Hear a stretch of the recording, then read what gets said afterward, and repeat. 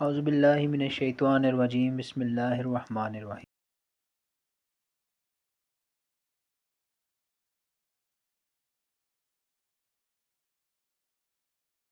بسم اللہ الرحمن الرحیم۔ السلام علیکم ناظرین، آپ دیکھ رہے ہیں علم کی باتیں۔ الحمدللہ آج ہم آپ کو لے کر چل رہے ہیں تاریخ اسلام کے اس عظیم لمحے کی طرف جس نے حق و باطل کے درمیان ہمیشہ کے لیے ایک واضح لکیر کھینچ دی، فتح مکہ کا دوسرا اور فیصلہ کن حصہ۔ پچھلی قسط میں ہم نے آپ کو فتح مکہ کے پس منظر اور اسباب کے بارے میں بتایا تھا۔ آج ہم آپ کو اس عظیم دن کے ان تاریخی لمحات کی سیر کروائیں گے جب نبی کریم صلی اللہ علیہ وآلہ وسلم نے مکہ میں فاتح کی حیثیت سے داخل ہو کر تاریخ انسانیت کا سب سے بڑا سبق دیا، جو سبق تھا عفو و درگزر کا۔ ذرا تصور کیجئے وہ شہر جہاں آپ صلی اللہ علیہ وآلہ وسلم اور آپ کے صحابہ کرام رضوان اللہ اجمعین پر ظلم و ستم کے پہاڑ توڑے گئے، جہاں آپ کو اور آپ کے پیاروں کو ہجرت پر مجبور کیا گیا۔ آج وہی شہر آپ صلی اللہ علیہ وآلہ وسلم کے قدموں میں ہے۔ آپ چاہتے تو انتقام لے سکتے تھے، دشمن کو سخت سزا دے سکتے تھے، مگر نہیں، آپ صلی اللہ علیہ وآلہ وسلم نے دروازہ کھولا تو رحمت و محبت کا۔ آپ صلی اللہ علیہ وآلہ وسلم نے اعلان کیا، جاؤ تم سب آزاد ہو۔ کیا دنیا نے کبھی ایسا فاتحہ دیکھا ہے؟ کیا تاریخ میں کبھی ایسا عظیم لمحہ آیا ہے؟ یہ وہ وقت تھا جب محبت نے نفرت کو شکست دی، رحم نے ظلم کو مٹا دیا اور حق نے باطل کو مغلوب کر دیا۔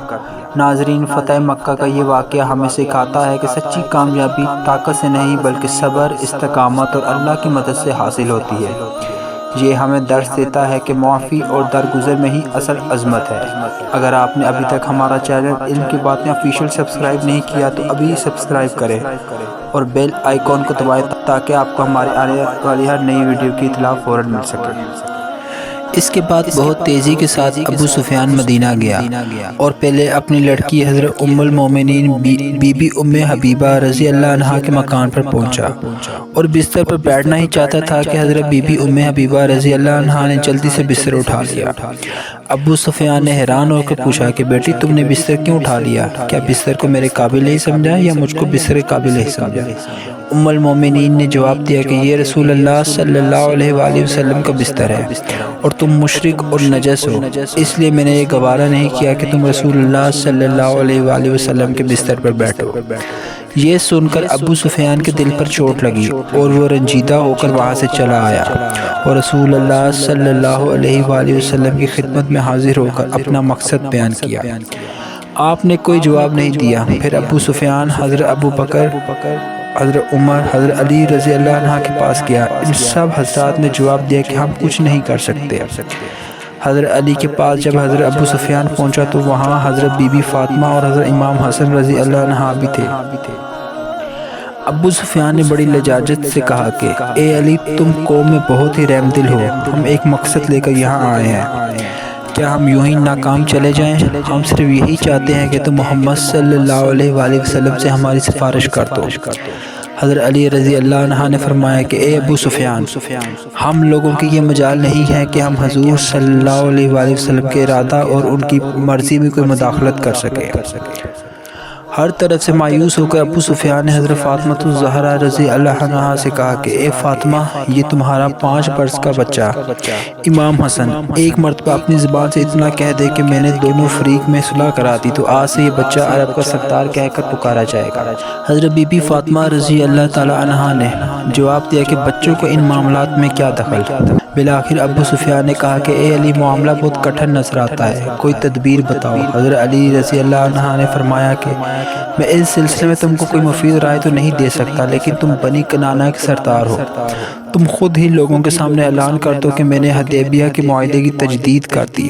ابو سفیان نے کہا کہ کیا میرا یہ اعلان کچھ مفید ہو سکتا ہے؟ حضرت علی رضی اللہ عنہ نے فرمایا کہ یک طرفہ اعلان ظاہر ہے کہ کچھ مفید نہیں ہو سکتا، مگر اب تمہارے پاس اس کے سوا اور چارہ کار ہی کیا ہے؟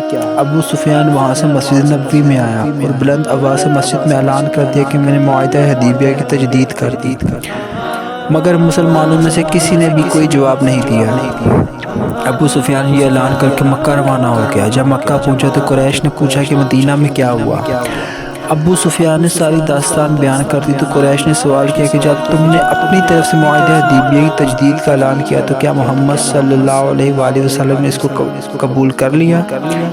ابو سفیان نے کہا کہ نہیں۔ یہ سن کے قریش نے کہا کہ یہ تو کچھ بھی نہیں ہوا، یہ نہ تو صلح ہے کہ ہم اطمینان سے بیٹھیں، نہ یہ جنگ ہے کہ لڑائی کا سامان کیا جائے۔ اس کے بعد حضور صلی اللہ علیہ وآلہ وسلم نے لوگوں کو جنگ کی تیاری کا حکم دے دیا اور حضرت بی بی عائشہ رضی اللہ عنہا سے بھی فرما دیا کہ جنگ کے ہتھیار درست کرے اور اپنے حلیف قبائل کو بھی جنگی تیاریوں کے لیے حکم نامہ بھیج دیا، مگر کسی کو حضور صلی اللہ علیہ وآلہ وسلم نے یہ نہیں بتایا کہ کس سے جنگ کا ارادہ ہے، یہاں تک کہ حضرت ابو بکر صدیق رضی اللہ تعالی عنہ بھی آپ سے کچھ نہیں فرمایا۔ چنانچہ حضرت ابو بکر صدیق رضی اللہ تعالی عنہ نے حضرت بی بی عائشہ کے پاس آئے اور دیکھا کہ وہ جنگی ہتھیاروں کو نکال رہی ہیں، تو آپ نے دریافت کیا کہ حضور صلی اللہ علیہ وآلہ وسلم نے حکم دیا ہے؟ عرض کیا جی ہاں۔ پھر آپ نے پوچھا کہ کیا تمہیں کچھ معلوم ہے کہ کہاں کا ارادہ ہے؟ حضرت بی بی عائشہ رضی اللہ عنہ نے کہا کہ واللہ مجھے یہ معلوم نہیں۔ غرض انتہائی خاموشی اور رازداری کے ساتھ حضور صلی اللہ علیہ وآلہ وسلم نے جنگ کی تیاری فرمائی اور مقصد یہ تھا کہ اہل مکہ کو خبر نہ ہونے پائے اور اچانک ان پر حملہ کر دیا جائے۔ حضرت حاتب بن ابی بلتہ رضی اللہ عنہ جو ایک معزز صحابی تھے، انہوں نے قریش کو ایک خط اس مضمون کا لکھ دیا کہ رسول اللہ صلی اللہ علیہ وآلہ وسلم جنگ کی تیاریاں کر رہے ہیں، لہذا تم لوگ ہوشیار ہو جاؤ۔ اس خط کو انہوں نے ایک عورت کے ذریعے مکہ بھیجا۔ اللہ تعالیٰ نے اپنے حبیب صلی اللہ علیہ وآلہ وسلم کو علم غیب عطا فرمایا تھا۔ آپ نے اپنے اس علم غیب کی بدولت یہ جان لیا کہ حضرت حاتب بن ابی بلتہ نے کیا کارروائی کی ہے۔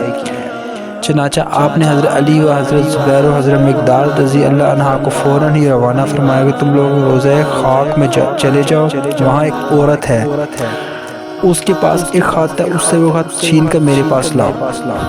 چنانچہ یہ تینوں اصحاب کباڑ تیز گھوڑوں پر سوار ہو کے روضہ خاک میں پہنچے اور عورت کو پا لیا۔ جب اس سے خط طلب کیا تو اس نے کہا میرے پاس کوئی خط نہیں ہے۔ حضرت علی رضی اللہ عنہ نے فرمایا کہ خدا کی قسم رسول اللہ صلی اللہ علیہ وآلہ وسلم کبھی کوئی بات جھوٹ نہیں کہہ سکتے، نہ ہم لوگ جھوٹے ہیں، لہذا تم خط نکال کر ہمیں دے دو ورنہ ہم تجھ کو ننگی کر کے تلاشی لیں گے۔ جب عورت مجبور ہو گئی تو اس نے اپنے بالوں کے جوڑے میں سے وہ خط نکال کر دے دیا۔ جب یہ لوگ خط لے کر بارگاہ رسالت میں پہنچے تو آپ نے حضرت حاتب بن ابی بلتہ رضی اللہ عنہ کو بلایا اور فرمایا کہ حاتب یہ تم نے کیا کیا؟ انہوں نے عرض کیا کہ یا رسول اللہ صلی اللہ علیہ وآلہ وسلم آپ میرے بارے میں جلدی نہ فرمائیں، نہ میں نے اپنا دین بدلا ہے، نہ مرتد ہوا ہوں۔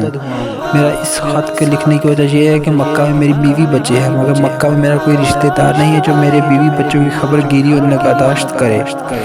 میرے سوا دوسرے تمام مہاجرین کے عزیز و اقارب مکہ میں موجود ہیں جو ان کے اہل و عیال کی دیکھ بھال کرتے رہتے ہیں، اس لیے میں نے یہ خط لکھ کے قریش پر اپنا احسان رکھ دیا ہے تاکہ میں ان کی ہمدردی حاصل کر لوں اور وہ میرے اہل و عیال کے ساتھ کوئی برا سلوک نہ کرے۔ یا رسول اللہ صلی اللہ علیہ وآلہ وسلم میرا ایمان ہے کہ اللہ تعالیٰ ضرور ان کافروں کو شکست دے گا اور میرے اس خط سے کفار کو ہرگز کوئی فائدہ حاصل نہیں ہو سکتا۔ حضور صلی اللہ علیہ وآلہ وسلم نے حضرت حاتب رضی اللہ عنہ کے اس بیان کو سن کر ان کے عذر کو قبول فرما لیا، مگر حضرت عمر رضی اللہ تعالی عنہ اس خط کو دیکھ کر اس قدر طیش میں آگے کہ آپ پہ سے باہر ہو گئے اور عرض کیا کہ یا رسول اللہ صلی اللہ علیہ وآلہ وسلم مجھے اجازت دیجیے کہ میں اس منافق کی گردن اڑا دوں۔ دوسرے صحابہ کرام میں غیظ و غضب میں پڑ گئے، لیکن رحمت تو عالم صلی اللہ علیہ وآلہ وسلم کی جبین رحمت پر ایک ذرا شکر بھی نہیں آئی اور آپ نے حضرت عمر رضی اللہ عنہ سے فرمایا کہ اے عمر کیا تمہیں خبر نہیں کہ حاتب اہل بدر میں سے ہے اور اللہ تعالیٰ نے اہل بدر کو مخاطب کر کے فرما دیا ہے کہ تم جو چاہو کرو، تم سے کوئی مواخذہ نہیں۔ یہ سن کر حضرت عمر رضی اللہ عنہ کی آنکھیں نم ہو گئے، وہ یہ کہہ کر بالکل خاموش ہو گئے اللہ اور اس کے رسول کو ہم سب سے زیادہ علم ہے۔ اس موقع پر قرآن کی یہ آیت نازل ہوئی۔ ترجمہ: اے ایمان والوں، میرے اور اپنے دشمن کافروں کو دوست نہ بناؤ۔ بہرحال حضور صلی اللہ علیہ وآلہ وسلم نے حضرت حاتب بن ابی بلتہ رضی اللہ تعالی عنہ کو معاف فرما دیا۔ الغرض 10 رمضان 8 ہجری کو رسول اکرم صلی اللہ علیہ وآلہ وسلم مدینہ سے 10,000 کا لشکر پر انور ساتھ لے کر مکہ کی طرف روانہ ہوئے۔ بعض روایتوں میں ہے کہ فتح مکہ میں آپ کے ساتھ 12,000 کا لشکر تھا۔ ان دونوں روایتوں میں کوئی تعارض نہیں ہو سکتا کہ مدینہ سے روانگی کے وقت 10,000 کا لشکر رہا ہو، پھر راستے میں بعض قبائل اس لشکر میں شامل ہو گئے تو مکہ پہنچ کے اس لشکر کی تعداد 12,000 ہو گئی ہو۔ بہرحال مدینہ سے چلتے وقت حضور صلی اللہ علیہ وآلہ وسلم اور تمام صحابہ کبار روزہ دار تھے۔ جب آپ مقام قدید میں پہنچے تو پانی مانگا اور اپنی سواری پر بیٹھے ہوئے پورے لشکر کو دکھا کر آپ نے دن میں پانی نوش فرمایا اور سب کو روزہ چھوڑ دینے کا حکم دیا۔ چنانچہ آپ اور آپ کے اصحاب نے سفر اور جہاد میں ہونے کی وجہ سے روزہ رکھنا موقوف